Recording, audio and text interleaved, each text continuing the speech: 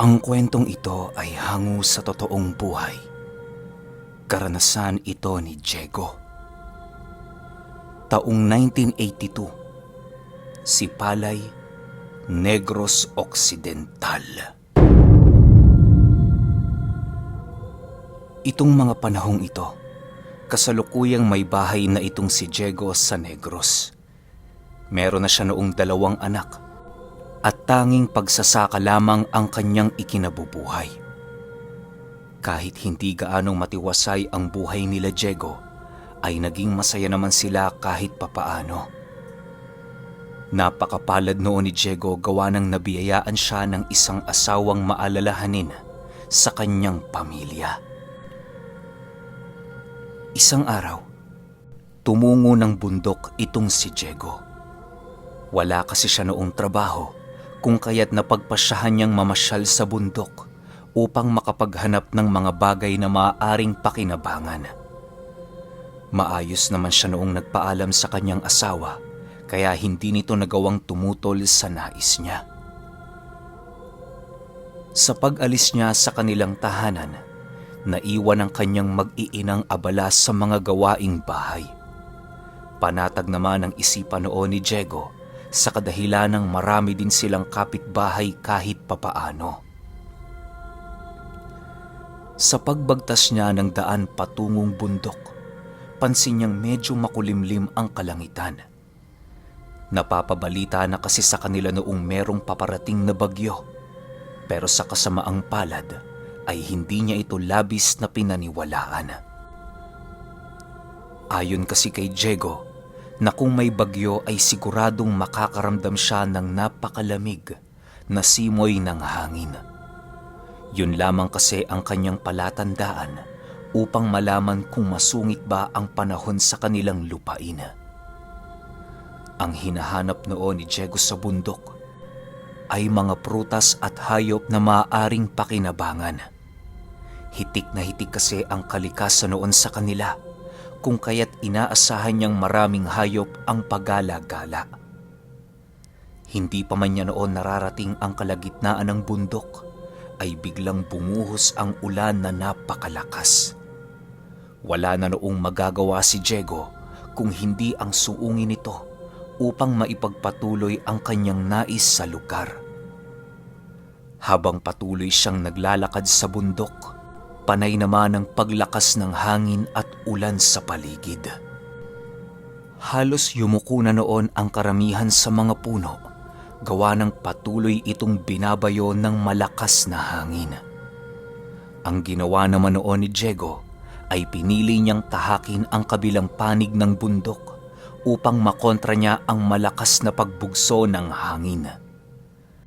Kahit alam niyang bagyo na ang tumatama sa kalupaan, ay nagpumilit pa rin siyang magpatuloy sa kanyang nais. Nang marating niya ang kabilang bahagi ng bundok, ay doon na siya nakaramdam ng kaginhawaan sa kanyang sarili. Hindi kasi doon gaanong mahangin sa kadahilanang nahaharangan ito ng kabilang parte ng bundok na yon. Matapos niyang marating ang lugar, pinili niyang umupo na muna sa isang malaking bato upang makapagpahinga. Habang nakaupo noon si Diego, ay panayang pagsipat niya sa mumunting paligid dahil sa napakalakas na ulan. Ay, sana pala hindi na ako umakyat, wika ni Diego sa kanyang isipan. Kasabay ng pagwika niya ay ang pagmasid niya sa paligid upang humanap ng kahoy na maaari niyang gamitin bilang tungkod.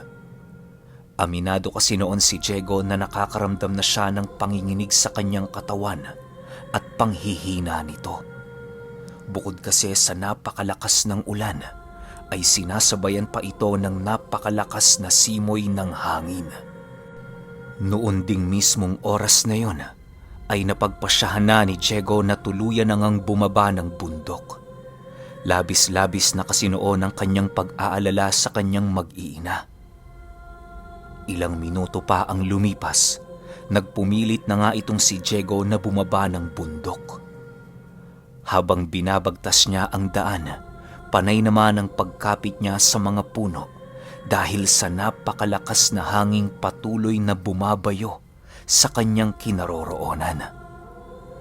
Dahan-dahan na lamang noon ang paghakbang ni Diego, gawa ng pinakikiramdaman niya noon ang paggalaw ng lupa. Hindi niya kasi maaaring ipagsawalang bahala ang posibilidad na maaaring gumuho ang lupang kanyang kinatatayuan. Ilang minuto pa ang lumipas, tuluyan na ngang narating ni Diego ang paanan ng bundok. Sa pagbabagtas niya ng daan pauwi, laking gulat na lamang niya nang makasilay siya ng napakaraming kubo sa paanan ng bundok na yon. Gulat na gulat noon si Diego sa kadahilanang noong dumaan siya sa lugar na yon ay tanging mga puno at halaman na lamang ang kanyang nasilayan. Dala ng kuryosidad noon ni Diego ay pinili niyang lumapit sa lugar upang pagmasdan ang buong paligid.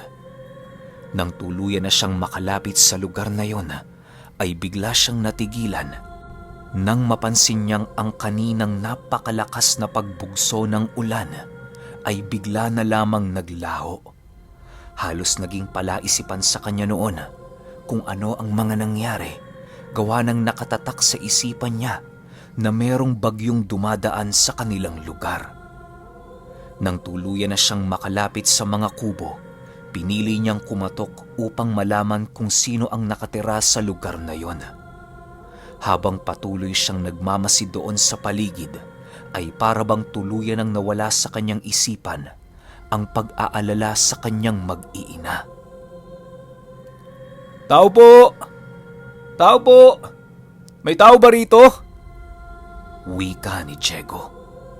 Kasabay ng pagkatok nito ay ang pagramdam niya ng malalakas na pag-apak sa kahoy na sahig ng kubo. Hindi na niya muna ito gaanong pinansin sa kadahilanang baka malaking tao lamang ang nakatira sa lugar na yon. Sa pagbukas ng kubong kanyang pinuntahan ay ang pagsilay niya sa isang magandang babae na hindi pangkaraniwan ang laki. Dahil sa gulat noon ni Diego, ay agaran siyang napaatras sa kanyang kinatatayuan. Sa pag-uwika ng nilalang na yon, ay halos hindi niya maintindihan ang diyalektong ginagamit nito. Ilang minuto pa ang lumipas, tuluyan na ngang naintindihan ni Diego ang sinabi nito. "Paano ka nakarating sa lugar na ito?" Napakalalim na boses na tanong ng babae.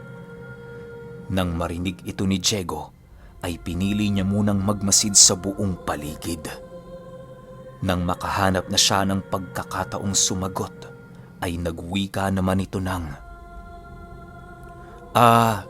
galing ho ako ng bundok, Binibini. Bale, napadpad lamang ako sa lugar na ito dahil sa bagyong bumabayo sa lugar na kaninang kinaroroonan ko.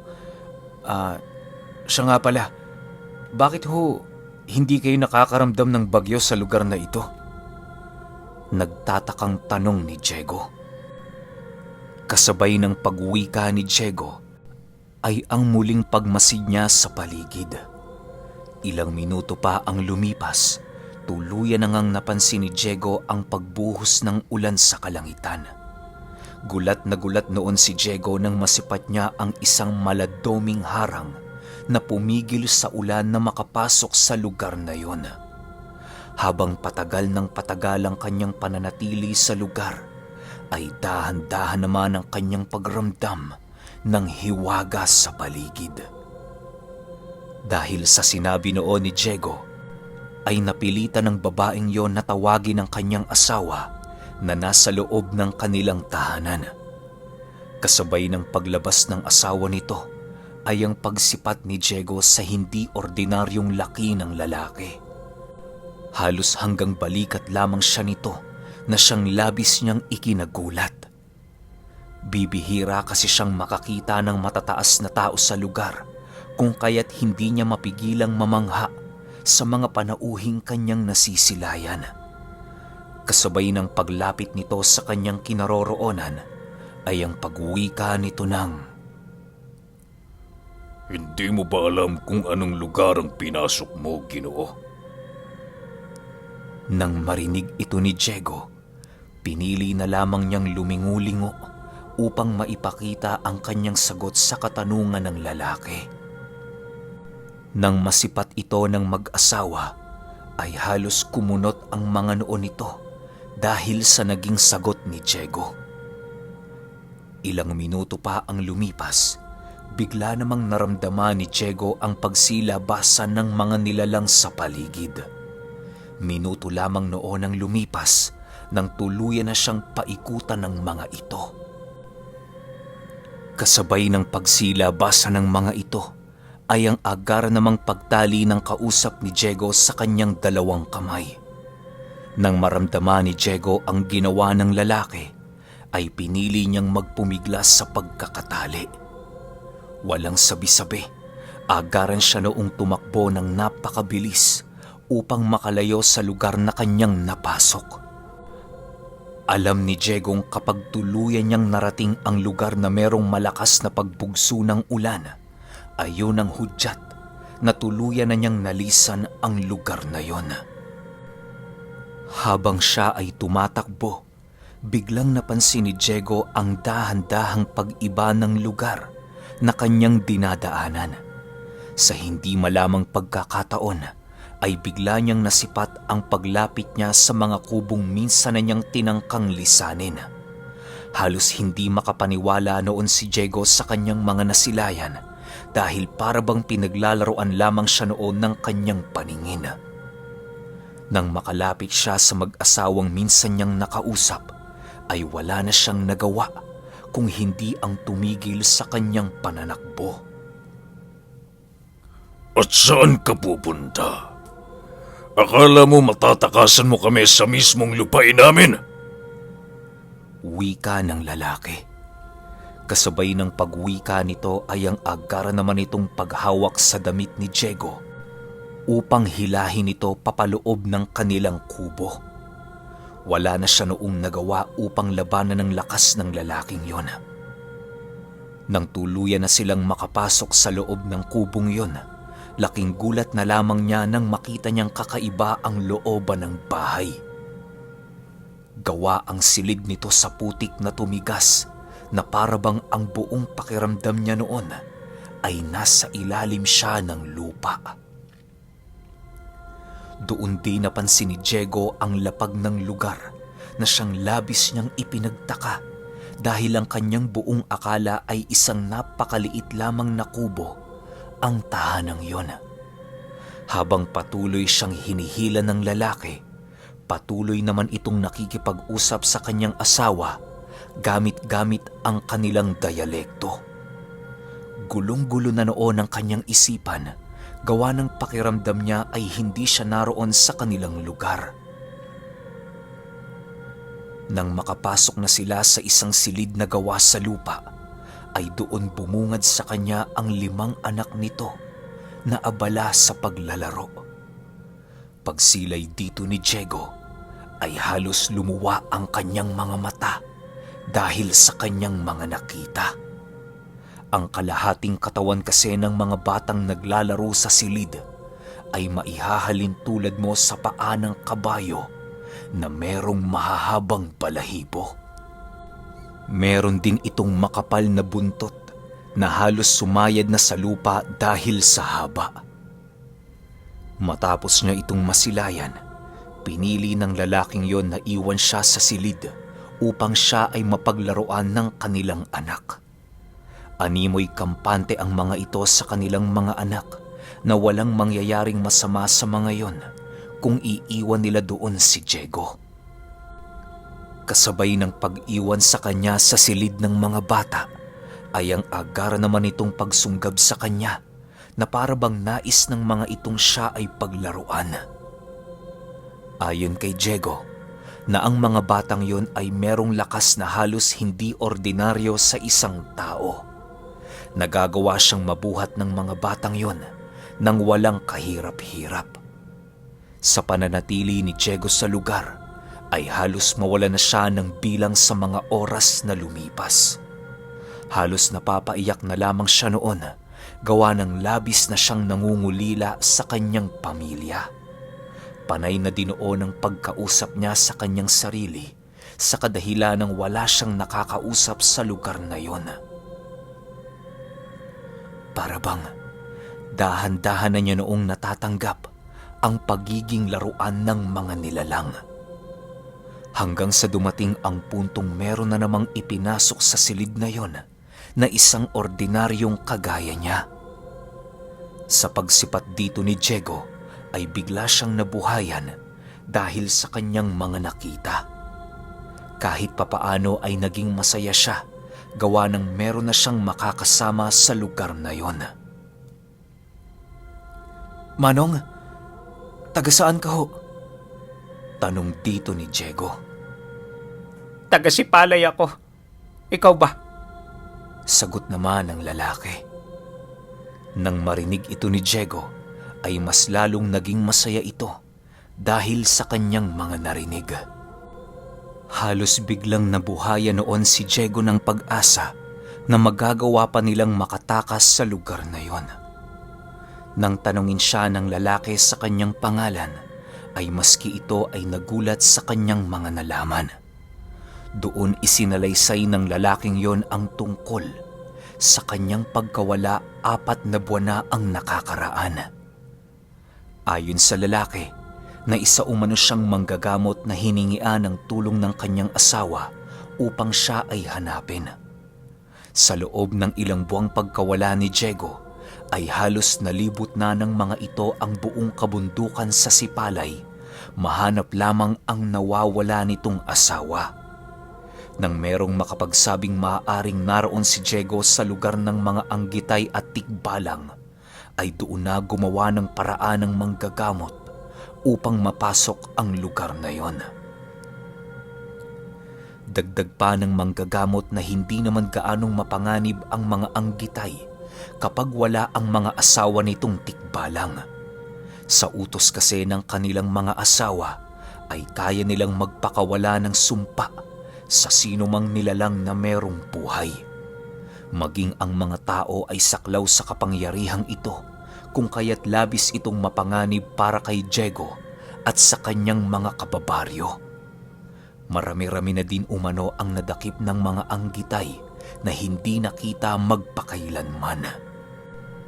Dahil sa malapit na kaibigan ng kapatid ng kanyang asawa ang manggagamot, kung kaya't nagawa nitong magsakripisyo para lamang sa ikatatahimik ng kanyang kaibigan. Ilang minuto pa noon ang lumipas, tuluyan na ngang lumapit sa kanila ang mga anak ng anggitay at tikbalang. Hinayaan na lamang ito sa kanilang nais, gawa ng hindi naman nananakit ang mga batang yon. Hayaan mo lang yan, Diego. Maya-maya magpapahinga din ang mga yan. Wika ng manggagamot. Habang patuloy silang pinaglalaroan ng mga anggitay, ay panay naman ang ginagawa nilang pag-uusap. Pinag-uusapan nila noon ang kanilang magiging plano upang makatakas sa lugar na yon. Ayon sa manggagamot, na kinakailangan nilang maglagay ng patay na kabibe sa kani-kanilang mga bewang upang maging sabulag sa mga tikbalang at sa mga anggitay na nasa paligid. Magagawa din itong basagin ang mga panliligaw nilang bitag na naroon sa lahat ng parte ng lupaing kanilang tinitirahan. Kasabay ng pagwika nito ay ang paghawak ng manggagamot sa kanyang bulsa upang ipakita kay Diego ang daladala niyang kabibe na punong-puno ng mga dasal. Ilang oras pa ang lumipas, tuluyan na ngang nagpahinga ang mga batang yon. Kasabay ng pagpahinga nito ay ang pagpasok naman ng kanilang ina na merong daladalang pagkain. Sa unang pagkakataon, doon na silaya ni Diego ang babaeng tikbalang na kahit sa kanyang panaginip ay hindi niya inaasahang totoo. Paglalarawan niya sa nilalang na yon ay meron itong malabaging na buhok na kulay berde. Matangos ang ilong nito at meron itong matutulis na mga tenga. Pinalilibutan din ito ng mga kumukuti-kutitap na alitaptap habang ito ay naglalakad. Meron din itong kakaibang kulay sa kanyang katawan na siyang labis niyang ikinamangha. Dagdag pa ni Diego na halos kawangis lamang ito ng isang tikbalang, pero ang tanging pinagkaiba lamang nito ay ang kanyang kasarian. Matapos nilang masilayan ang anggitay, agaran din naman nilang ginawa ang kanilang plano. Sa paglagay nila ng kabibes sa kanilang bewang, ay ang dahan-dahan naman nilang paglakad papalabas ng silid. Sa pagtungo nila sa sala ng kubo, doon nila nasipat ang dalawang mag-asawa na nakaupo habang kumakain ng mga nagliliwanag na damo. Nang tuluyan na silang makaalis sa kubong yun, ay pinili nilang kumaripas ng takbo upang makalayo sa lugar. Habang panay ang kanilang pagtakbo noon, pinili ni Diegong muling tingnan ang lugar na minsan na niyang naging tirahan. Kalahating oras lamang noon ang lumipas at tuluyan na silang nakabalik sa kanilang orihinal na mundo. Kasabay ng paglabas nila sa lugar na yon, ay ang dahan-dahang paglaho ng mga kubong nasa paligid. Agaran itong napalitan ng mga nagsisitaasang puno hanggang sa tuluyan ng bumalik sa normal ang kanyang mga nasilayan. Nang tuluyan na noong makauwi si Diego, pinili ng albularyong bigyan ito ng pangontra upang hindi na ito magawang masundan ng mga anggitay. Sa paglipas ng taon nila sa Sipalay, ay hindi na niya muli pang tinangka ang umakyat ng bundok. Halos kahit ilang taon na noon ang lumipas, ay nananatiling sariwa sa kanyang isipan ang minsan niyang naging karanasan noong nahuli siya ng grupo ng mga anggitay at tikbalang.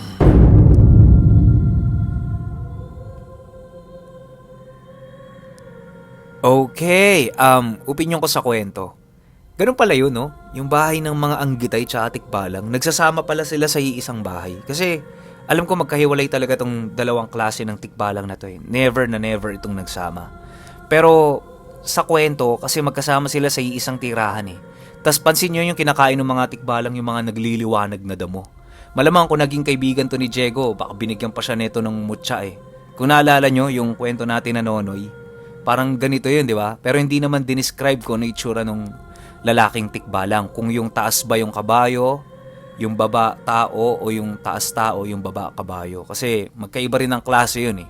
Kaya ang ganda rin ng kwento kasi pwede pala silang pagsamahin. Ngayon ko lang to nalaman.